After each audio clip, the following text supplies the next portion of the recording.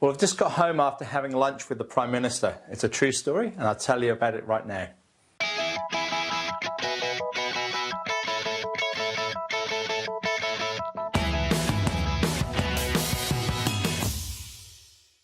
Hi, Andrew Mitchum here, the Forex Trading Coach. Today's Friday, the 26th of April. Yeah, that's right. I'm buzzing actually. I've just had lunch with the New Zealand Prime Minister. It wasn't just me. There was a group of business owners, local owners, and I was invited to attend and to have lunch with the Right Honourable John Key, who is our New Zealand Prime Minister.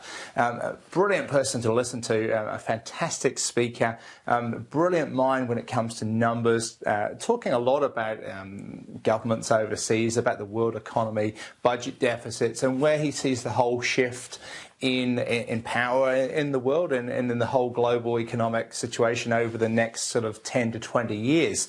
So a really fascinated insight of how the whole political sort of spectrum operates, and talking about Obama and Cameron and other people that he is in regular contact with. So really enjoyed it. Great opportunity. It's not every day you get to sit and have lunch with your own Prime Minister, or any Prime Minister for that fact. So I'm on a bit of a high right now because I'm a real fan of John Key. Incidentally, he used to be a currency trader, a Forex trader over in New York and also in London. Has made all his money out of Forex trading. So I suppose there's a bit of a connection there, and another sort of thing that attracts me to him as a person. But as you can tell, I'm buzzing. So that was that. Onto the trades themselves this week. I've sent through some videos that you may have seen, some valuable insights into risk to reward. Well, I call it reward to risk because I'm always looking at how much reward I get for how much risk I get.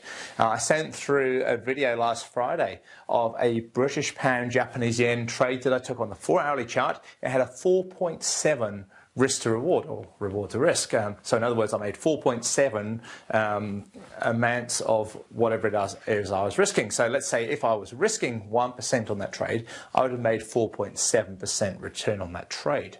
I actually risked 0.5%, so I made 2.35%. And then yesterday, I sent through another example of a trade also on the 4-hourly chart on the British pound Canadian dollar, and that had about a 3.6%, I think it was, 3.6 reward to risk, or for 0.5% risk on the trade, mean I had a 1.8% return.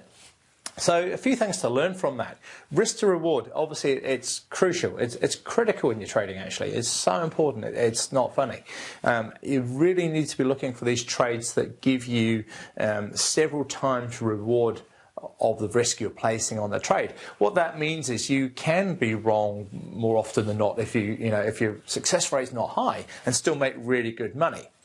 And that's what I find with the 4-hourly charts and the daily charts. So they not only have the advantage of not being tied to this thing, you don't need to be tied to your screen all day long. Like if you add it up, I probably don't watch charts probably an hour at absolute tops during a day, and absolute tops an hour.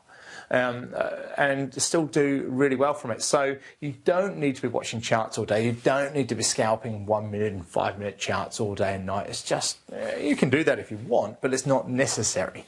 And you really don't need to have to do that in order to make good money. And I think that's one of the areas where a lot of especially newer traders go. They go wrong.